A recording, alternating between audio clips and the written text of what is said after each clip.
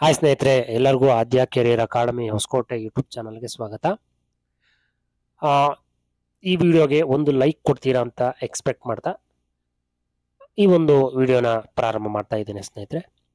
ಈಗಾಗಲೇ ಒಂದು ವಿಡಿಯೋ ಮಾಡಿದ್ದೆ ನಾನು ಗೆಸ್ಟ್ ಫ್ಯಾಕಲ್ಟಿ ಬಗ್ಗೆ ಮತ್ತು ಕೆಸೆಟ್ ಬಗ್ಗೆ. ಈ ಒಂದು ವಿಡಿಯೋದಲ್ಲಿ ಕೆಸೆಟ್ನ ಬಗ್ಗೆ, ಅದು very very important, document verification ಬಗ್ಗೆ ಸ್ವಲ್ಪ ಚರ್ಚೆ ಮಾಡ್ತೀನಿ ಸ್ನೇಹಿತರೆ. ಅದಾದಮೇಲೆ ಗೆಸ್ಟ್ ಫ್ಯಾಕಲ್ಟಿ ಬಗ್ಗೆ ಒಂದು ಎರಡು ಮಾತಿದೆ, ಅದನ್ನು ಹೇಳಿ ವಿಡಿಯೋನ ಮುಗಿಸ್ತೇನೆ ಸ್ನೇಹಿತರೆ. ಹೆಚ್ಚು ಸಮಯ ತಗೊಳ್ಳೋದಿಲ್ಲ. ಮುಖ್ಯವಾಗಿ ನಾನು ಚರ್ಚೆ ಮಾಡಬೇಕಾಗಿರೋದು ಏನಪ್ಪ ಅಂತಂದರೆ, ಈಗಾಗಲೇ ನೀವು ಕೆಸೆಟ್ ಎಕ್ಸಾಮ್ ಬರೆದಿದ್ದೀರಾ, ಕ್ವಾಲಿಫೈ ಆಗಿದ್ದೀರಾ. ಕ್ವಾಲಿಫೈ ಆಗಿರೋರಿಗೆಲ್ಲರಿಗೂ ಕೂಡ ಕಂಗ್ರ್ಯಾಚುಲೇಷನ್ಸ್ ಹೇಳ್ತಾ, ಡಾಕ್ಯುಮೆಂಟ್ ವೆರಿಫಿಕೇಷನ್ಗೆ ಏನೇನು ಬೇಕು, ಎಷ್ಟು ಕೇರ್ಫುಲ್ ಆಗಿರಬೇಕು ಅಂತ ಮಾಹಿತಿ ತಿಳಿಸ್ಕೊಡ್ತಾ ಇದ್ದೇನೆ ಸ್ನೇಹಿತರೆ. ಈಗಾಗಲೇ ನೀವು ಕೆಸೆಟ್ ಎಕ್ಸಾಮ್ ಬರೆದು ಕ್ವಾಲಿಫೈ ಆಗಿರ್ತಕ್ಕಂಥವ್ರು ಯಾವುದೇ ರೀತಿಯಾದ ಭಯ ಪಡ್ತಕ್ಕಂಥ ಅವಶ್ಯಕತೆ ಇಲ್ಲ.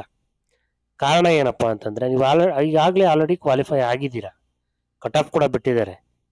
ಡಾಕ್ಯುಮೆಂಟ್ ವೆರಿಫಿಕೇಷನ್ಗೆ ನಿಮಗೆ ಸೀರಿಯಲ್ ನಂಬರ್ಸ್ ಕೂಡ ಕೊಟ್ಟಿದ್ದಾರೆ ಅವರು. ಆ ಒಂದು ಡಾಕ್ಯುಮೆಂಟ್ ವೆರಿಫಿಕೇಷನಲ್ಲಿ ನೀವು ಸೀರಿಯಲ್ ವೈಸ್ ಹೋಗಬೇಕಾಗತ್ತೆ. ಡಾಕ್ಯುಮೆಂಟ್ ವೆರಿಫಿಕೇಷನ್ಗೆ ಡೇಟ್ ಕೂಡ ಕೊಟ್ಟಿದ್ದಾರೆ. ಯಾವುದೇ ಕಾರಣಕ್ಕೂ ಈ ಒಂದು ಡಾಕ್ಯುಮೆಂಟ್ ವೆರಿಫಿಕೇಷನ್ನ ಮಿಸ್ ಮಾಡ್ಕೋಬಾರ್ದು. ಎಲ್ಲರೂ ಕೂಡ ಕಂಪಲ್ಸರಿ ಆಗಿ ಹೋಗಬೇಕಾಗುತ್ತೆ ಸ್ನೇಹಿತರೆ. ಚರ್ಚೆ ಮಾಡಬೇಕಾಗಿರೋ ವಿಷಯ ಏನಪ್ಪ ಅಂತಂದರೆ, ಈಗಾಗಲೇ ಅವರು ಕೆಸೆಟ್ ಎಕ್ಸಾಮ್ ಕೂಡ ಕಂಡಕ್ಟ್ ಮಾಡಿದ್ದಾರೆ. ಅವರು ಮಾಹಿತಿ ಹೇಳಿರೋ ಪ್ರಕಾರ, ಕೆ ಅವರು ಕೊಟ್ಟ ಒಂದು ಪ್ರಕಟಣೆ ಪ್ರಕಾರ 13ನೇ ತಾರೀಕು ಅಧಿಸೂಚನೆ ಹೊರಡಿಸಿದ್ವಿ, 28ನೇ ತಾರೀಕು ಆನ್ಲೈನ್ಗೆ ಕರೆ ಮಾಡಿದ್ವಿ ಲಾಸ್ಟ್ ಇಯರ್ 2024 ಮತ್ತು ತಾತ್ಕಾಲಿಕ ಕೀ ಉತ್ತರಗಳನ್ನ ಪ್ರಕಟಿಸಿದ್ವಿ. ಅದ್ರ ಜೊತೆ ತಾತ್ಕಾಲಿಕ ಅಂಕಪಟ್ಟಿನೂ ಕೂಡ ಪ್ರಕಟಿಸಿದ್ವಿ. ಓಕೆ, 16ನೇ ತಾರೀಕು ತಾತ್ಕಾಲಿಕ ಅಂಕಪಟ್ಟಿಯನ್ನು ಬಿಡುಗಡೆ ಮಾಡಿದ್ವಿ, ಅಂದರೆ ಡಿಸೆಂಬರು. ಈಗ ಮೂಲ ದಾಖಲೆಗಳ ಒಂದು ಪರಿಶೀಲನೆಗೆ ವೇಳಾಪಟ್ಟಿಯನ್ನು ಅನುಬಂಧ 1ರಲ್ಲಿ ನೀಡಲಾಗಿದೆ ಅಂತ ಕೂಡ ಹೇಳಿದ್ದಾರೆ ಸ್ನೇಹಿತರೆ. ಮತ್ತು ಅಭ್ಯರ್ಥಿಗಳಿಗೆ ಕೆಲವೊಂದು ಮಾರ್ಗಸೂಚಿಗಳನ್ನು, ಅಂದರೆ ಗೈಡ್ಲೈನ್ಸ್ಗಳನ್ನು, ಕೆಲವೊಂದು ಇಂಪಾರ್ಟೆಂಟ್ ಗೈಡ್ಲೈನ್ಸನ್ನು ಕೊಟ್ಟಿದ್ದಾರೆ. ಅದು ಅನುಬಂಧ 2ರಲ್ಲಿ. ಅದು ನಿಮಗೆ ಸಿಂಪಲ್ ಆಗಿ ಹೇಳ್ಬಿಡ್ತೀನಿ, ಎಲ್ಲ ಓದ್ಕೊಂಡು ಹೋಗೋದಿಲ್ಲ ಸ್ನೇಹಿತರೆ. 2 ನಿಮಿಷ ದಯವಿಟ್ಟು ಕೇಳಿಸ್ಕೊಂಬಿಡಿ. ಸೂಚನೆ ಅನ್ನೋದು ಕೊಟ್ಟಿದ್ರೆ, ಇದು ತುಂಬ ಇಂಪಾರ್ಟೆಂಟು, ಎಲ್ಲರೂ ಕೂಡ ಓದಬೇಕಾಗಿರೋದು. ಇದನ್ನು ಏನಪ್ಪ ಅಂತಂದರೆ, ಇಲ್ಲಿ ಕೊಟ್ಟಿರೋ ಸೂಚನೆಯ ಪ್ರಕಾರ ಹೇಳೋದಾದರೆ, ಯಾರ್ಯಾರ್ದು ಈ ಒಂದು ಅರ್ಹತೆ ಪಟ್ಟಿಯಲ್ಲಿ ಹೆಸರು ಇರುತ್ತೆ, ಆದರೆ ಅಂತ ಹೇಳಿದ್ದಾರೆ ಅವರು. ಏನಾದರೆ PG ಕಂಪ್ಲೀಟ್ ಆಗಿರಲ್ಲ, ಪೂರ್ಣಗೊಳ್ಳದ, ಅಥವಾ ಎಲ್ಲ ಇಯರ್ಸ್ ಆಗಿರ್ಬೋದು, ಸೆಮ್ಸ್ ಆಗಿರ್ಬೋದು ಕಂಪ್ಲೀಟ್ ಆಗದೇ ಇದ್ದು ಮಾರ್ಕ್ಸ್ ಕಾರ್ಡ್ಸು ಬಂದಿರಲ್ಲ ಕೆಲವ್ರಿಗೆ, 3rd ಸೆಮ್ 4th ಸೆಮ್ ಈ ಥರ ಮಾರ್ಕ್ಸ್ ಕಾರ್ಡ್ಸು ಕೆಲವುದು ಬಂದಿರಲ್ಲ. ಸೊ ಈ ರೀತಿ ಇದ್ದರೆ ಪಾಸ್ ಆಗಿರುತ್ತೆ, PG ಪಾಸ್ ಆಗಿರುತ್ತೆ, ಮಾರ್ಕ್ಸ್ ಕಾರ್ಡ್ಸ್ ವೇಟ್ ಮಾಡ್ತಾ ಇರ್ತೀರಾ, ಮತ್ತು ರಿಸಲ್ಟ್ ಕೂಡ ಪಾಸಾಗಿ ಹೋಗಿರುತ್ತೆ, ಕೆಸೆಟ್ ರಿಸಲ್ಟ್ ಕೂಡ ಪಾಸಾಗಿ ಹೋಗಿರುತ್ತೆ. ಡಾಕ್ಯುಮೆಂಟ್ ವೆರಿಫಿಕೇಷನ್ಗೆ ಬಂದ್ಬಿಡೋಣ ಅಂತ ಬರಬೇಡಿ ದಯವಿಟ್ಟು. ಏನಕ್ಕಪ್ಪ ಬರಬಾರ್ದು, ನಿಮಗೆ ನಿಮ್ಮ ಹತ್ರ ಎಲ್ಲ ಡಾಕ್ಯುಮೆಂಟ್ಸು ಕಂಪ್ಲೀಟಾಗಿ ಇದೆಯಾ ಒಂದ್ಸಲ ಚೆಕ್ ಮಾಡ್ಕೊಬೇಕು ನೀವು. ಎಲ್ಲ ಡಾಕ್ಯುಮೆಂಟ್ಸು ನಿಮ್ಮ ಹತ್ರ ಇದ್ದರೆ, ಅದು ಒರಿಜಿನಲ್ಸು, ನಾಟ್ ಜೆರಾಕ್ಸ್, ಒರಿಜಿನಲ್ಸು ನಿಮ್ಮ ಬಳಿ ಇದ್ದರೆ ನೀವು ತಗೊಂಡು ಹಾಜರಾಗ್ಬೋದು. ನಿಮ್ಮ ಹತ್ರ ಒಂದು ಮಾರ್ಕ್ಸ್ ಕಾರ್ಡ್ ಇಲ್ಲ ಅಂದರೂ ಕೂಡ ನೀವು ಹಾಜರಾಗೋದಕ್ಕೆ ಆಗೋಲ್ಲ ಸ್ನೇಹಿತರೆ. ನೀವು ಒರಿಜಿನಲ್ ಡಾಕ್ಯುಮೆಂಟ್ಸು, ಮಾರ್ಕ್ಸ್ ಕಾರ್ಡ್ಸು, ಒರಿಜಿನಲ್ಸು, ಕಾನ್ವೊಕೇಷನ್ಸು ತಗೊಂಡು ಹೋಗಲೇಬೇಕು. ಅದು ಕಂಪಲ್ಸರಿಯಾಗಿ ಅವ್ರು ಹೇಳಿದ್ದಾರೆ. ಓಕೆನಾ? ಅಕಸ್ಮಾತ್ ಇಲ್ಲದೆ ಇದ್ದರೆ ಅವ್ರು ಹೇಳ್ತಾರೆ, ಅವರು ಮುಂಬರುವ ದಿನಾಂಕಗಳಲ್ಲಿ ಅವರು ಪ್ರಕಟಣೆ ಮಾಡ್ತಾರೆ, ಆ ಡೇಟ್ಗೆ ಹೋಗಿ ನೀವು ಅಟೆಂಡ್ ಮಾಡ್ಕೋಬೋದು.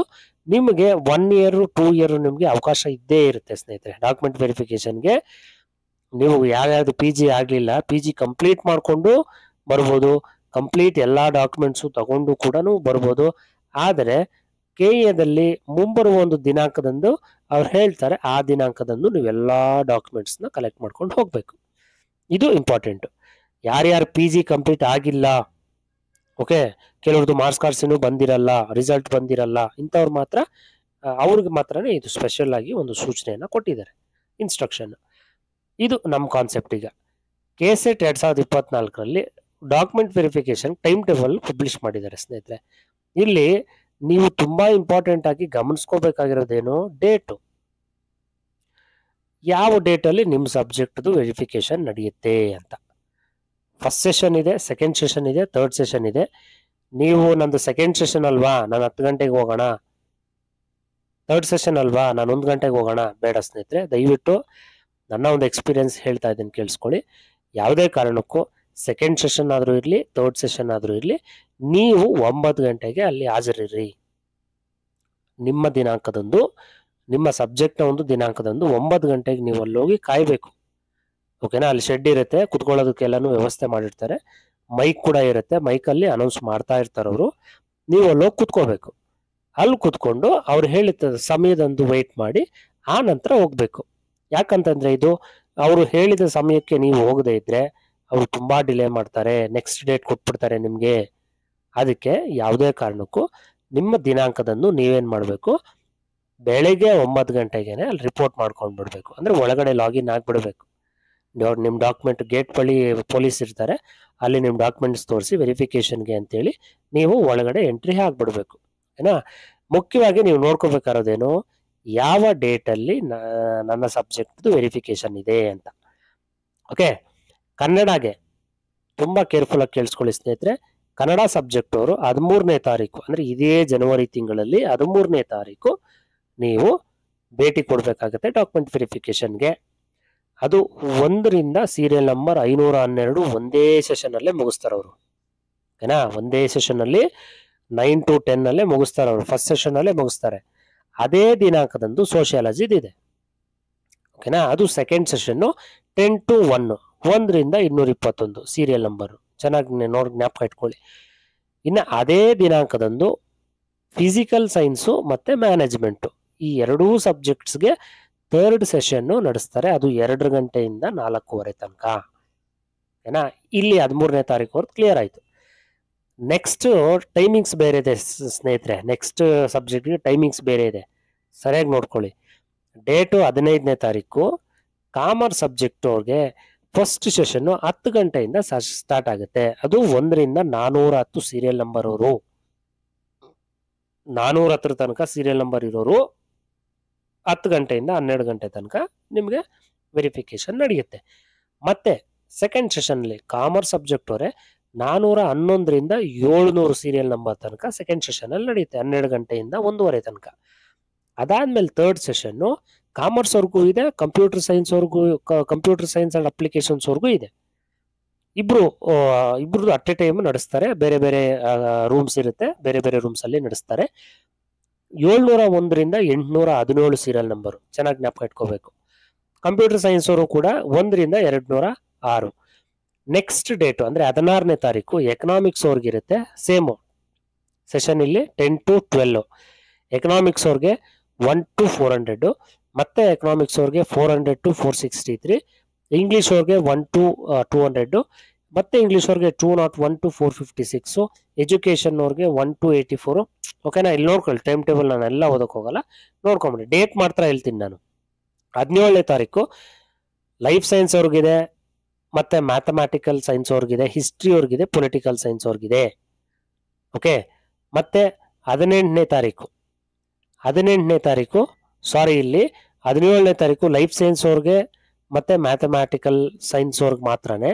18ನೇ ತಾರೀಕು ಹಿಸ್ಟ್ರಿ ಅವ್ರಿಗಿರೋದು. ಸಾರಿ, ಹಿಸ್ಟ್ರಿ ಅವರು ಸ್ನೇಹಿತರೆ, 18ನೇ ತಾರೀಕು ಹಿಸ್ಟ್ರಿ ಅವರೇ ನಿಮ್ಗೆ ಇರೋದು. ಓಕೆನಾ? 18ನೇ ತಾರೀಕು ಹಿಸ್ಟ್ರಿ ಒಂದು ಸಬ್ಜೆಕ್ಟು ಮತ್ತೆ ಪೊಲಿಟಿಕಲ್ ಸೈನ್ಸು, ಈ ಎರಡೂ ಸಬ್ಜೆಕ್ಟ್ ಅವ್ರಿಗೂ 18ನೇ ತಾರೀಕು ಇದೆ.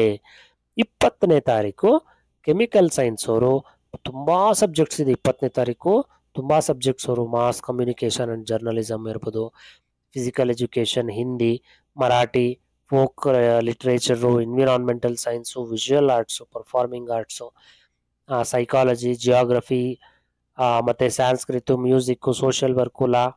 ನೋಡ್ಕೊಳ್ಳಿ ಸ್ನೇಹಿತರೆ. Library, information science, criminology, Urdu, public administration, home science, archaeology, ಮತ್ತೆ ಇಲ್ಲಿ music, law, electronic science, tourism and administration and management, earth science, okay, anthropology, linguistics, philosophy, human studies, ಇಷ್ಟು ಕೂಡ ಡಾಕ್ಯುಮೆಂಟ್ ವೆರಿಫಿಕೇಶನ್ ನೋಡ್ಕೊಂಬಿಡಿ ಸ್ನೇಹಿತರೆ. ಓಕೆ, ವಿಡಿಯೋನ ಪಾಸ್ ಮಾಡಿಕೊಂಡು ನೋಡ್ಕೊಳ್ಳಿ. ವೆರಿ ವೆರಿ ಇಂಪಾರ್ಟೆಂಟ್ ಇದು. ನಿಮ್ಮ ಸಬ್ಜೆಕ್ಟ್ ದಿನಾನೇ ನೀವು ಹೋಗ್ಬೇಕಾಗುತ್ತೆ. ಮತ್ತೆ ತುಂಬಾ ಕೇರ್ಫುಲ್ ಆಗಿ ನೀವು ಗಮನಿಸಬೇಕಾಗಿರ್ತಕ್ಕಂಥ ವಿಷಯಗಳಿವು. ಡಾಕ್ಯುಮೆಂಟ್ ವೆರಿಫಿಕೇಶನ್ಗೆ ಏನೇನು ಡಾಕ್ಯುಮೆಂಟ್ಸ್ನ ಪ್ರೊಡ್ಯೂಸ್ ಮಾಡಬೇಕು ಅಂತ ಮೊದಲನೇ ಪಾಯಿಂಟ್ ಹೇಳಿದ್ದಾರೆ ಅವರು, ಸೂಚನೆ ಕೊಟ್ಟಿದ್ದಾರೆ. ಏನಪ್ಪಾ, ಕೆಲವೊಂದು ಗೈಡ್ಲೈನ್ಸ್ ಇದೆ. ಅವ್ರು ಹೇಳಿರೋ ದಿನ ಹೋಗ್ಬೇಕು ನೀವು. ಬೇರೆ ದಿನ ಅವರು ಬೇರೆ ದಿನ ಅದಕ್ಕೆ ಅವಕಾಶ ಇಲ್ಲ ಅಂತ ಹೇಳಿದ್ದಾರೆ. ಹೌದು, ಕರೆಕ್ಟ್ ಇದು. ಅವರು ಯಾವ ದಿನಾಂಕದಂದು ಹೇಳಿದಾರೋ ಅದೇ ದಿನ ಹೋಗಿ ಭೇಟಿ ಮಾಡಿ, ಅದೇ ದಿನ ಡಾಕ್ಯುಮೆಂಟ್ ವೆರಿಫಿಕೇಶನ್ ಮುಗಿಸ್ಕೊಳ್ಳಿ. ಮತ್ತೆ ಎಲ್ಲಾ ಮೂಲ ದಾಖಲೆಗಳು ಅರ್ಜಿ ಸಲ್ಲಿಸಲು ನಿಗದಿಪಡಿಸಿದ ದಿನಾಂಕದ ಕೊನೆಯ ದಿನಾಂಕದೊಳಗಿರಬೇಕು. ಅದು ಚೆನ್ನಾಗಿ ಜ್ಞಾಪಕ ಇಟ್ಕೊಂಡು ನಾನು ಲಾಸ್ಟ್ ಕ್ಲಾಸಲ್ಲೂ ಹೇಳಿದ್ದೆ, ಲಾಸ್ಟ್ ವಿಡಿಯೋದಲ್ಲಿ ಕೂಡ ಹೇಳಿದ್ದೀನಿ ನಾನು.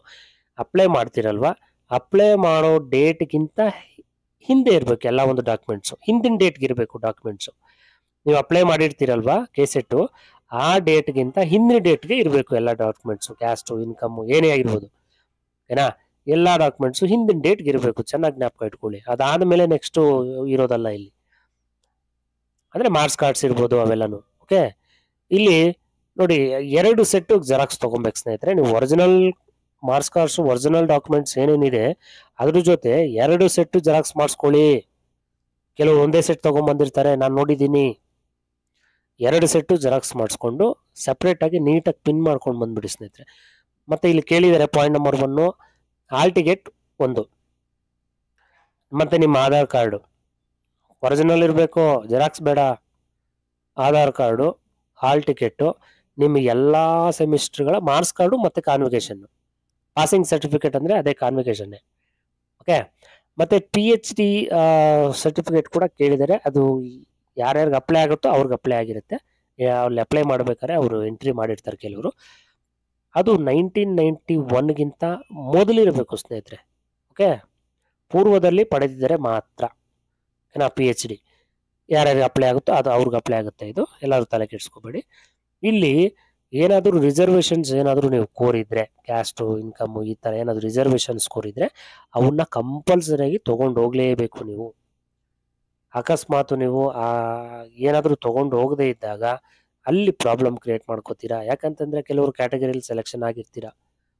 SC STಗಳು ಫೀಸಲ್ಲಿ ಸ್ವಲ್ಪ ಕನ್ಸೆಷನ್ ಕೂಡ ಪಡ್ಕೊಂಡಿರ್ತಾರೆ. ಸೊ ಇದರಲ್ಲಿ ಎಲ್ಲ ಓವರ್ ಆಲ್ ಆಗಿ ನಾವು ಹೇಳೋದಾದ್ರೆ ಅವ್ರವ್ರ ಕ್ಯಾಸ್ಟ್ ಸರ್ಟಿಫಿಕೇಟ್ಸ್ಗಳು ಅವ್ರಿಗೆ ಇರಬೇಕು ಸ್ನೇಹಿತರೆ. ಯಾವುದೇ ಕಾರಣಕ್ಕೂ ಕ್ಯಾಸ್ಟ್ ಇನ್ಕಮ್ಮು ಮಿಸ್ ಮಾಡದೆ ತೊಗೊಂಡು ಹೋಗ್ಬೇಕು. ಅದು ಒರಿಜಿನಲ್ಸೇ ಇರಬೇಕು, ಜೆರಾಕ್ಸ್ ಬೇಡ. ಓಕೆ, ಈಗೆಲ್ಲ ಆನ್ಲೈನ್ ಪ್ರಿಂಟ್ ಕೊಡ್ತಾರೆ ಬಿಡಿ. ಈ ಸದ್ಯಕ್ಕೆ ನಿಮ್ಮ ಹತ್ರ ಇರ್ತಕ್ಕಂಥ ಒಂದು ಡಾಕ್ಯುಮೆಂಟ್ಸ್ನ ತೊಗೊಂಡು ಹೋಗಿ. ಕ್ಯಾಸ್ಟ್ ಇನ್ಕಮ್ಮು SC ST ಅವರು ಫಾರ್ಮ್ D ನಲ್ಲಿ ತೊಗೊಂಡು ಇರಬೇಕದು. It should be in the form of D and category 1 it should be in the form of E, ಅಂದ್ರೆ ಅವರವ್ರ ಕ್ಯಾಸ್ಟ್ ಸರ್ಟಿಫಿಕೇಟ್. ಇದು 2A 2B 3A 3B ಇವೆಲ್ಲ ಫಾರ್ಮ್ F. ಓಕೆನಾ, ಇದು ಅವರು ಒಂದು ಫಾರ್ಮ್. ಇಲ್ಲಿ ಈ ಪಾಯಿಂಟ್ ನೋಡಿ, ತುಂಬಾ ಇಂಪಾರ್ಟೆಂಟ್ ಪಾಯಿಂಟ್ ಇದು. ಏನು ಈ ಪಾಯಿಂಟು? ವಿವಾಹಿತ ಅಭ್ಯರ್ಥಿಗಳು ಒಂದು ಕುಟುಂಬ ಆದಾಯವನ್ನು ಘೋಷಿಸಿ ಜಾತಿ ಮತ್ತು ಪ್ರಮಾಣ ಪತ್ರಗಳನ್ನು ಸಕ್ಷಮ ಪ್ರಾಧಿಕಾರದಿಂದ ಪಡೆದು ಸಲ್ಲಿಸತಕ್ಕದ್ದು. ಅಂದ್ರೆ ಕ್ಯಾಸ್ಟ್ ಇನ್ಕಮ್ಮು, ಅಲ್ಲಿ ಟೋಟಲ್ ಇನ್ಕಮ್ಮು ಏನಿರುತ್ತೆ ನಿಮ್ಮ ಕ್ಯಾಸ್ಟಲ್ಲಿ, ನಿಮ್ಮ ಇನ್ಕಮ್ ಸರ್ಟಿಫಿಕೇಟ್ ಅಲ್ಲಿ, ಅದು ನಿಮ್ಗೆ ಗೊತ್ತಿರೋ ತಾಲೂಕು ಆಫೀಸಲ್ಲೆಲ್ಲ ಕಲೆಕ್ಟ್ ಮಾಡಿಕೊಂಡು ಅವರು ಒಂದು ಗೆಸ್ಟೆಡ್ ಆಗಿರಬೇಕು ಅಂತ ಅದೊಂದು ಪಾಯಿಂಟ್.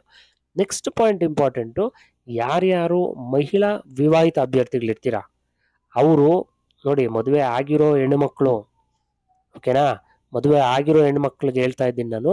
ಇಲ್ಲಿ ಅವ್ರು ಹೇಳಿರೋ ಪ್ರಕಾರ ಏನಪ್ಪಾ ಅಂತಂದ್ರೆ, ತಮ್ಮ ಹೆಸರಿನೊಂದಿಗೆ ಅವರ ಪತಿಯ ಹೆಸರಿನಲ್ಲಿ ಜಾರಿಯಾದ, ಅಂದ್ರೆ ನಿಮ್ಮ ಒಂದು ಆಧಾರಲ್ಲಿ, ನಿಮ್ಮ ಕ್ಯಾಸ್ಟ್ ಸರ್ಟಿಫಿಕೇಟ್ ಅಲ್ಲಿ ನಿಮ್ಮ ಗಂಡನ ಹೆಸರು ಇರಬೇಕು ಅಂತ ಹೇಳ್ತಾ ಇದ್ದಾರೆ ಅವರು.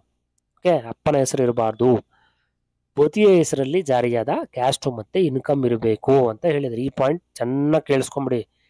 ಓಕೆನಾ ಸ್ನೇಹಿತರೆ, ಚೆನ್ನಾಗಿ ಜ್ಞಾಪಕ ಮಾಡ್ಕೊಳ್ಳಿ. ನಿಮ್ಮ ಕ್ಯಾಸ್ಟ್ ಸರ್ಟಿಫಿಕೇಟ್ ಅಲ್ಲಿ ಮುಖ್ಯವಾಗಿ ನಿಮ್ಮ ಪತಿಯ ಹೆಸರಲ್ಲಿ ಮಾಡಿಸಿರ್ತಕ್ಕಂಥ ಕ್ಯಾಸ್ಟ್ ಇನ್ಕಮ್ಮು ಅಪ್ಪನ ಹೆಸರಲ್ಲಿ ಇರಬಾರ್ದು. ಯಾರು ಮ್ಯಾರಿಡ್ ಆಗಿರ್ತಾರೆ, ಅಂದ್ರೆ ಮ್ಯಾರೇಜ್ ಆಗಿರ್ತಾರೆ, ಅವ್ರಿಗೆ ಮಾತ್ರ ಹೇಳ್ತಾ ಇದ್ದೀನಿ ನಾನು. ಮದುವೆ ಆಗದೆ ಇರೋರು ಬೇಡ, ಮದುವೆ ಆಗದೆ ಇರೋರು ಅಪ್ಪನ ಹೆಸರಲ್ಲೇ ಇರುತ್ತೆ. ಅದು there is no any problem. But the problem is, ಮದುವೆ ಆಗಿದ್ರು ಕೂಡ ಓಕೆನಾ, ಮ್ಯಾರಿಡ್ ಅಂತ ಅಪ್ಲೈ ಮಾಡಿರ್ತಾರೆ. ಮ್ಯಾರಿಡ್ ಅಂತ ಅಪ್ಲೈ ಮಾಡಿ ಅಪ್ಲಿಕೇಶನ್ ಅಲ್ಲಿ ಕ್ಯಾಸ್ಟ್ ಇನ್ಕಮ್ಮು ತಂದೆ ಹೆಸರಲ್ಲಿ ಇರುತ್ತೆ, ಅದು ಬೇಡ ಅಂತ ಹೇಳ್ತಾರದವರು. ಯಾಕಂತಂದ್ರೆ you are dependent to your husband, ಈಗ ಅವ್ರ ಹೆಸರಲ್ಲೇ ಇರಲಿ ಅಂತ ಆ ಪಾಯಿಂಟ್ನ ಹೇಳಿದ್ದಾರೆ. ಇನ್ನು ಅಷ್ಟೊಂದು ಇಂಪಾರ್ಟೆಂಟ್ ಏನೂ ಇಲ್ಲ. ಇಲ್ಲಿ ನಾನು ಆಗಲೇ ಪಾಯಿಂಟ್ ಎಕ್ಸ್ಪ್ಲೇನ್ ಮಾಡಿದೆ. ಕಂಪ್ಲೀಟ್ ಆದಮೇಲೆ ನೀವು ಬರಬೇಕು ಅಂತ. ಈ ಲಿಸ್ಟಲ್ಲಿ ಹೆಸರಿರುತ್ತೆ, ಆದರೂ PG ಆಗಿರಲ್ಲ ಕೆಲವೊಂದು, ಮಾರ್ಕ್ಸ್ ಕಾರ್ಡ್ಸ್ ಎಲ್ಲ ಕೆಲವು ಇರಲ್ಲ. ಸೊ ಅಂಥವ್ರು ಎಲ್ಲ ಕಲೆಕ್ಟ್ ಮಾಡಿಕೊಂಡು ಬನ್ನಿ. ಅವ್ರಿಗೆ ಮುಂದಿನ ದಿನಾಂಕದಲ್ಲಿ ಅವರು ಹೇಳ್ತಾರೆ, ಆ ಒಂದು ಡೇಟ್ಗೆ ನೀವು ಹೋಗಿ ಅಟೆಂಡ್ ಮಾಡ್ಕೊಳ್ಳಿ. ಮತ್ತು ಇಲ್ಲಿ ಅಭ್ಯರ್ಥಿನೇ ಪರ್ಟಿಕ್ಯುಲರ್ ಆಗಿ ಹೋಗಿ ಅಟೆಂಡ್ ಮಾಡಬೇಕು ಅಕಸ್ಮಾತ್ ಏನಾದರೂ ನಿಮ್ಮ ಕೈಯಲ್ಲಿ ಅಟೆಂಡ್ ಮಾಡೋಕ್ಕಾಗಲಿಲ್ಲ ಅಂದರೆ ಅದಕ್ಕೊಂದು ಆಪ್ಷನ್ ಇದೆ. ಅಟೆಂಡ್ ಮಾಡೋಕ್ಕಾಗಲಿಲ್ಲ ಅಂದರೆ ಅದಕ್ಕೊಂದು ಆಪ್ಷನ್ ಇದೆ. ಅಕಸ್ಮಾತ್ ಏನು ಹೇಳಿದಾನೆ ಅಂದರೆ ಡಾಕ್ಟ್ರ್ ಏನಾದರೂ ನಿಮಗೆ ಟ್ರಾವೆಲ್ ಮಾಡಬೇಡಿ ಅಂತ ಏನಾದರೂ ಹೇಳಿದರೆ ಅದಕ್ಕೊಂದು ಡಾಕ್ಯುಮೆಂಟ್ ಪ್ರೊಡ್ಯೂಸ್ ಮಾಡಬೇಕು.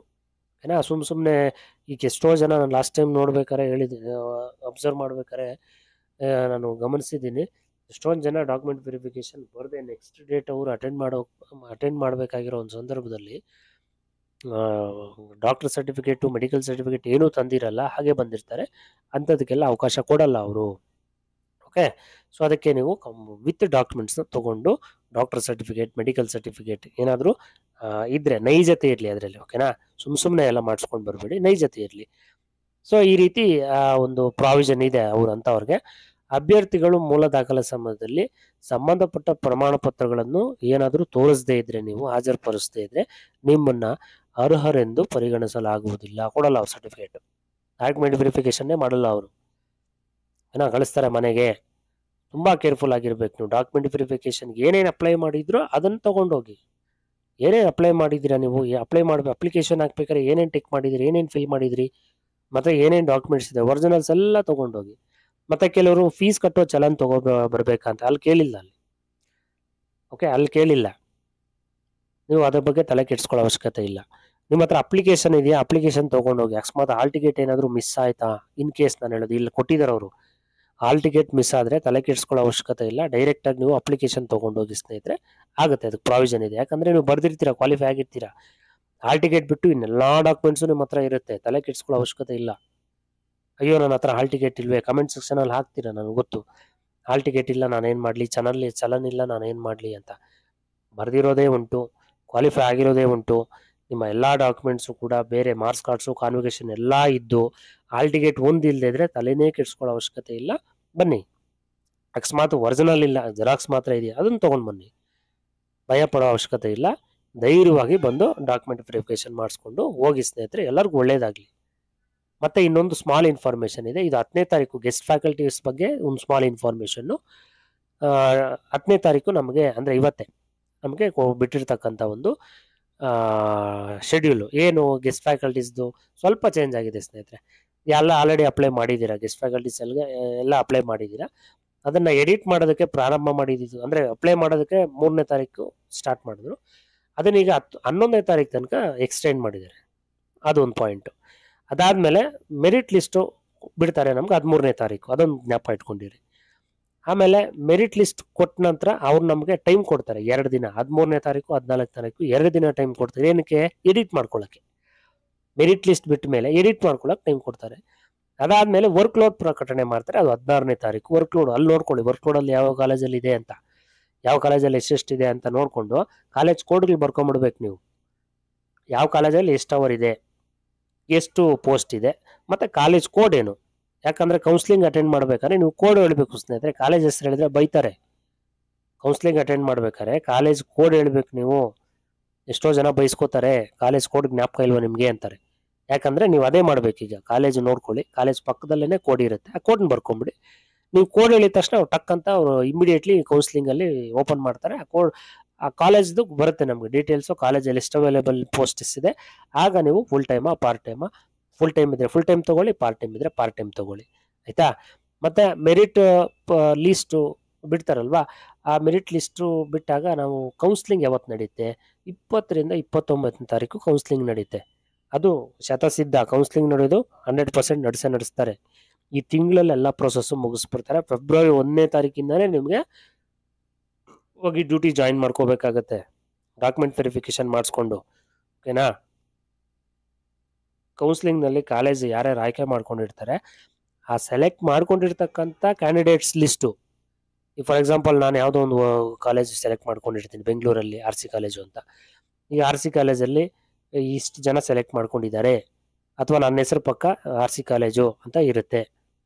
ಸೊ ಇದಕ್ಕೆ ಅನೌನ್ಸ್ ಮಾಡೋ ಒಂದು ಡೇಟು 30ನೇ ತಾರೀಕು ಜನವರಿ.